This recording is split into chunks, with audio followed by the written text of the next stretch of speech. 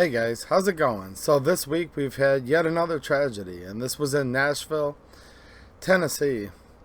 And I had spent the previous weekend down in South Carolina at an awesome firearms event where there were hundreds of people with guns, and we were perfectly safe, and there weren't any tragedies that happened.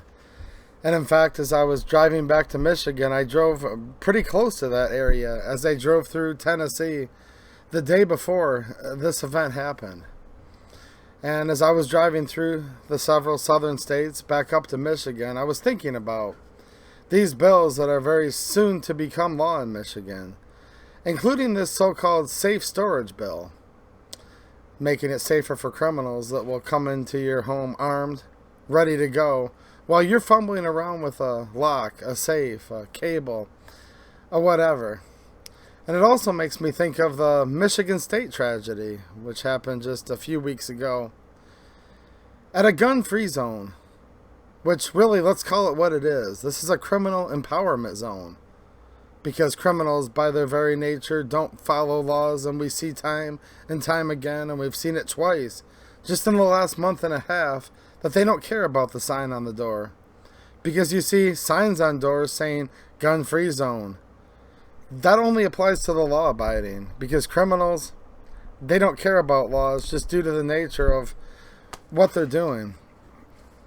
And instead of thinking about how to make people more safe, and instead of allowing people to be their own first responders, because as we know, and we keep seeing it time and time again, when seconds matter, police are only minutes away, they keep calling for more and more gun control. Yeah, the government comes in with solutions, and the government is never the solution. The government is almost always the problem. And I watched the footage, the body cam footage of the police officers in Nashville, and I must say, I think they did an excellent job. Not that I'm qualified in tactical training to be able to judge them, but just the common sense, they went towards the shots. They followed them as quickly as possible, even running at times to get there. And this is a battle of good versus evil. And there was an evil person committing evil acts with a firearm.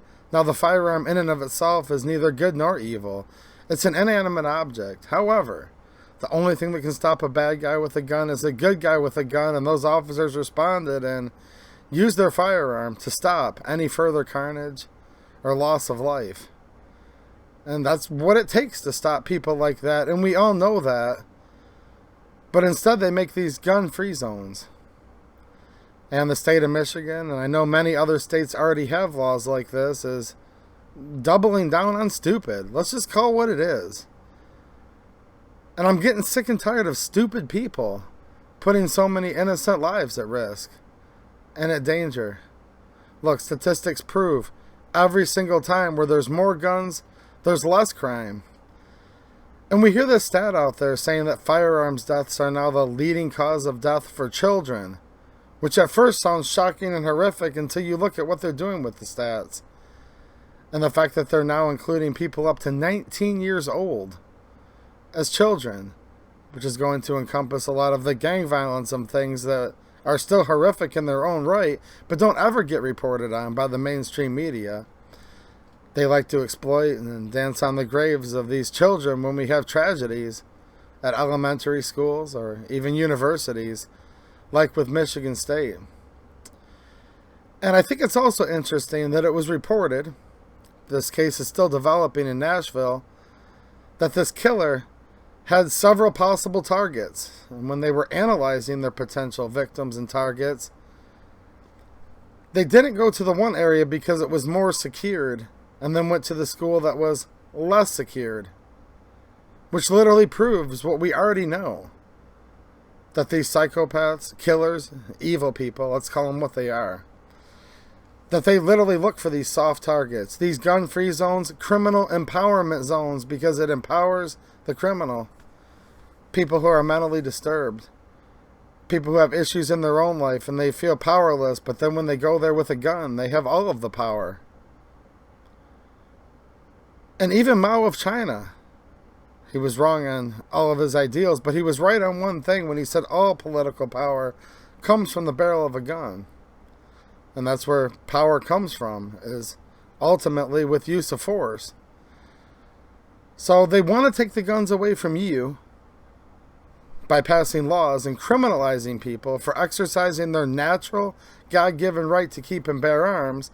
Meanwhile, the criminals will have all the guns they want, because there's always going to be guns in this country, no matter what. And yes, there are, quote, mass shootings in other countries in Europe. There was one in Germany that just happened a few weeks ago that nobody wants to talk about, where they banned virtually all guns. You look at places like Chicago, where there's killings happening constantly, every day, that they don't want to talk about, where they have the strictest gun control in the country. And they also don't want to disarm the government. See, it's not that the other side hates guns. It's that they hate you, and they hate your freedom. And they want to have the guns, and they want to let the criminals have the guns, because oftentimes, when they catch criminals breaking firearms laws, not that I agree with firearms laws, however, in the world we live in with all these firearms laws, they had actually caught the evil person at Michigan State University and failed to prosecute. And that person was allowed to be free to go commit the acts that they did. So it shows that they don't want to get rid of guns. No, no, no. The government keeps buying more and more guns constantly that you pay for. The government also has given guns to criminals before. You don't have to look too long ago. If you look at the Biden, Obama, Holder administration with Operation Fast and Furious, where they willingly sold guns to cartels and gang members. But they come back every time and they say, we want to take the guns.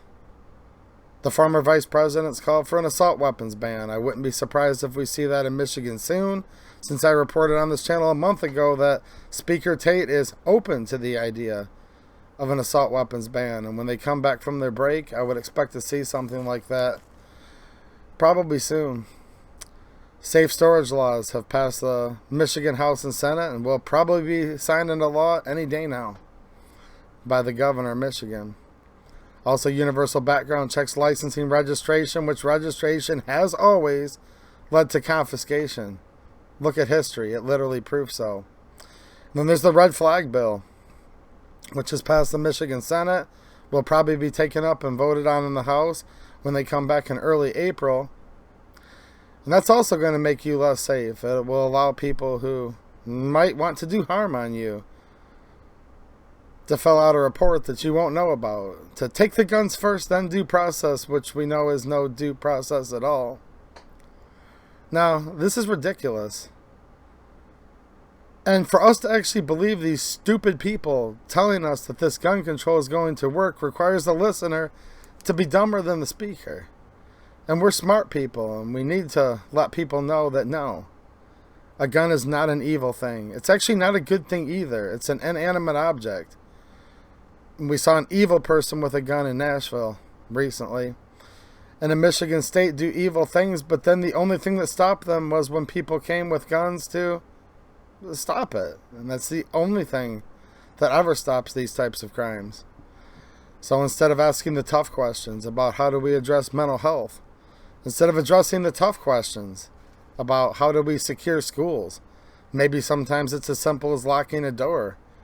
Other times it might be different other security protocols. I'm not an expert on security, but I do know if there were armed people in that school, good people, qualified, trained, at the ready, that they could respond in seconds instead of police coming minutes away to stop the threat and take a report of what's already happened. I think we need to strengthen our schools. And no, I don't want to live in a prison state where it's like going into a prison. However, gun-free zones are criminal empowerment zones.